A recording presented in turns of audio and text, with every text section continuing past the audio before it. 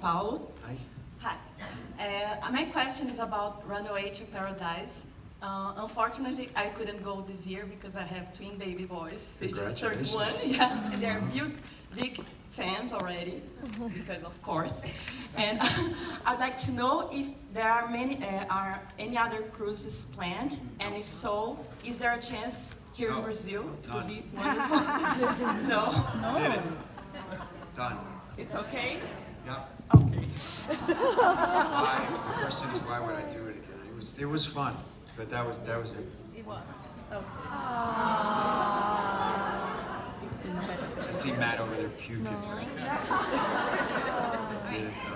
Hi. How are you? I'm Julie. So I'm from New York, Long Island. So Long Island, yeah.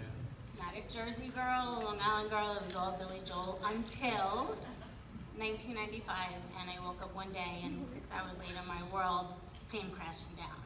My dad went to work. He never came home.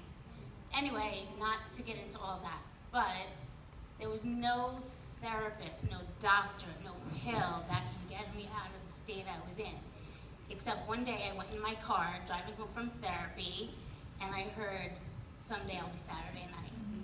And I have to tell you, thank you so much, because I don't think I'd be here today with my husband and my two beautiful children at home if it wasn't for that song. Because what it gave to me, there was no doctor, therapist, or pill could ever give. I would go in my car and I would just, in the olden days, you'd hit like repeat. You can't do that anymore, but you hit repeat. And so I just want to thank all of you. And I didn't know if there was any story that brought any of you that you would be comfortable talking about that song that brought you to those lyrics, because it felt like a Monday and it freaking sucked. And I was like, you know what? I'll be Saturday night one day. And I thank you for that. Thank you. Thank you very much. That's kind. I've never heard a story like that about that song. That's great. We wrote that. I remember where. I remember when.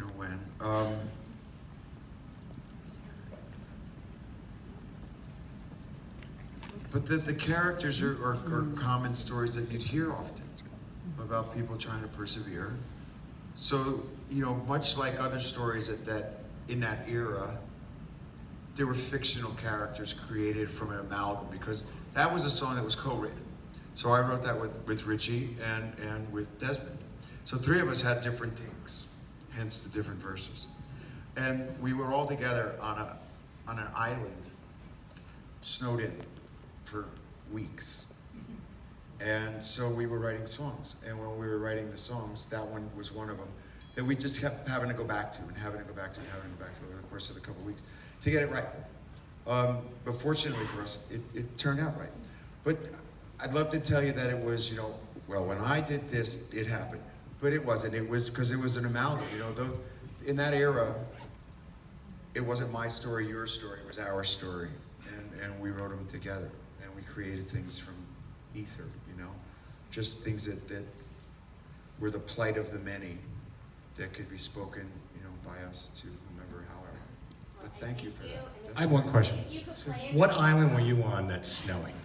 No, we were snowing in New York. We were in Mystique. Oh.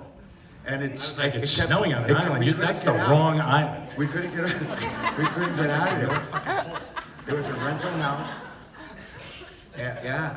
Thank God for us. We gained about 15 pounds drinking. We can play it tomorrow. That would be awesome.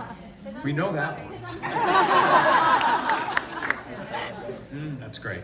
It's the greatest thing about the arts is That's that great. can inspire and change people. Who knew? It's a great. But how do we know? That's so wonderful to hear these stories, because how would we know? Thank you. Thank you.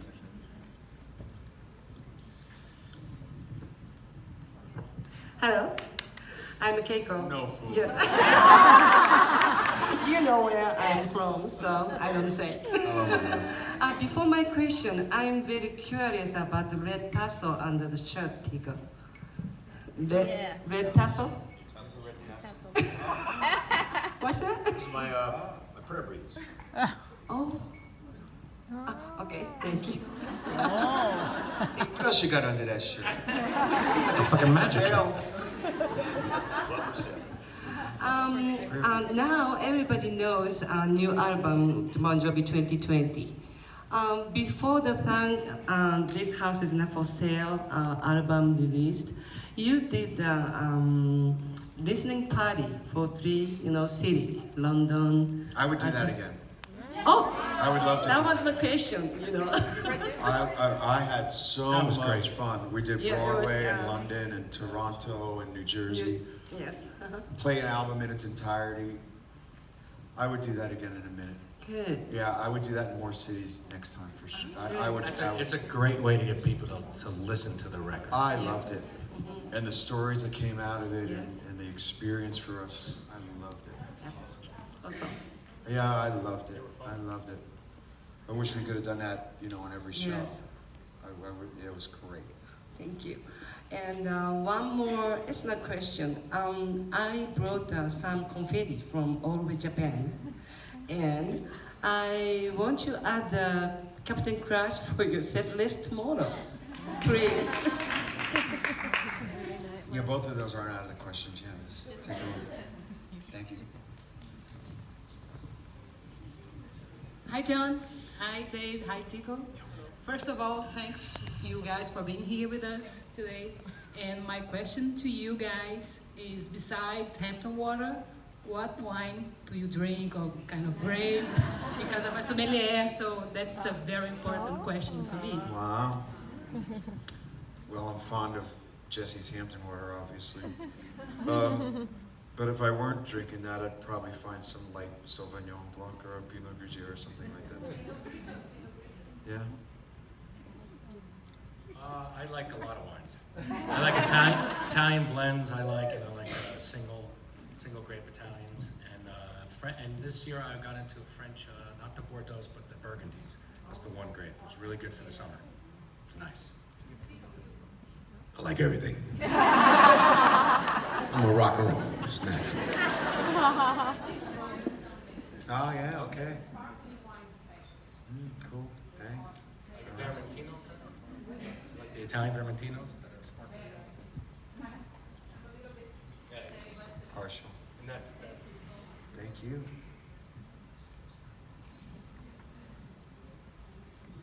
Hi, oh my god. I'm Erica, and I have to do this very slow because otherwise I'm going to do America and yeah. I've been living in New Jersey for 3 years, and I've been to Perth Boy, to Soul Kitchen, but my question is for each one of you, and you guys have been doing this like so many times and for so long. I would like to know if there is any question, like a special question that no one ever asked you and you would love to answer.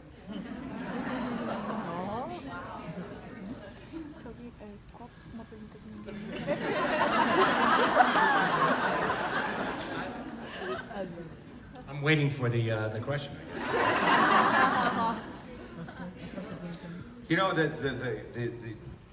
For me, what's interesting is we allow you to ask anything you want, right?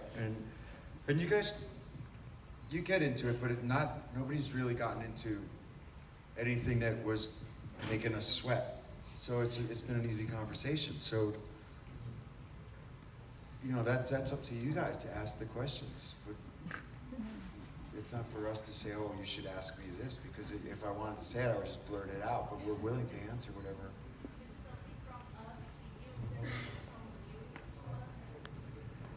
Oh, I see. That we would want to ask a fan. Why?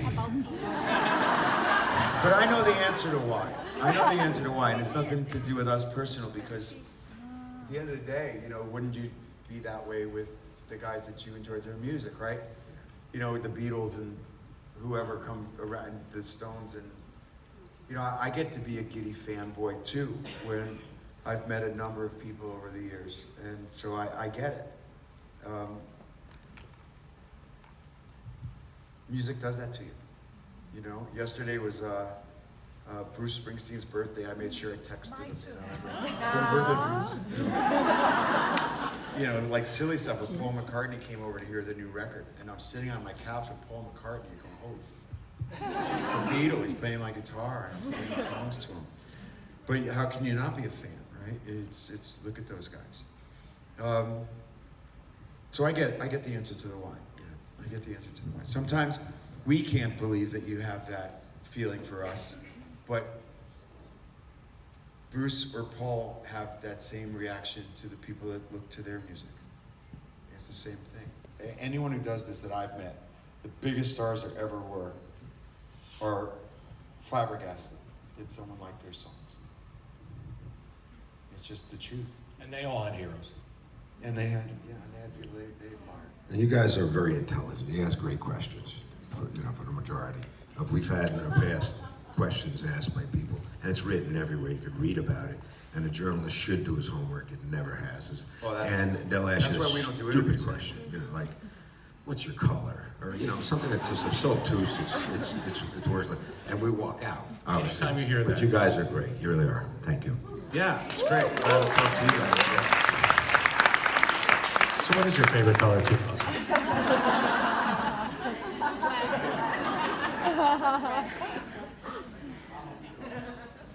Hi guys. Hi. First of all, I love all of you, the band, for many, many years. Just to have an idea, today is my 25th wedding anniversary and I'm here. Oh. Yes. Where's your husband? He's coming to have dinner with me. That's nice. Okay, no, in fact, I'm very happy he gave me as a gift because he knows how I love all of you. So thank you to be here and thank you for the whole years. I'm really happy with you. My question, after 30 years on the road, what makes you with a lot of energy as it was the first day, every time, every concert that I went, is my 6th now, I see the same guys, like a teenagers, playing, singing, like a boys. What is the secret? And thank you for everything in my life, and I love all of you, especially you, John. You are in my heart. Congratulations on your 25th anniversary. Thank you. Tell your husband he's welcome. He'll know what I mean after dinner. And the idea that, we go on the stage with the desire to reach that joyful place, to really enjoy being in that moment is a gift. And we try to achieve that. It's not always easy, it's not always happen, but that is the desire,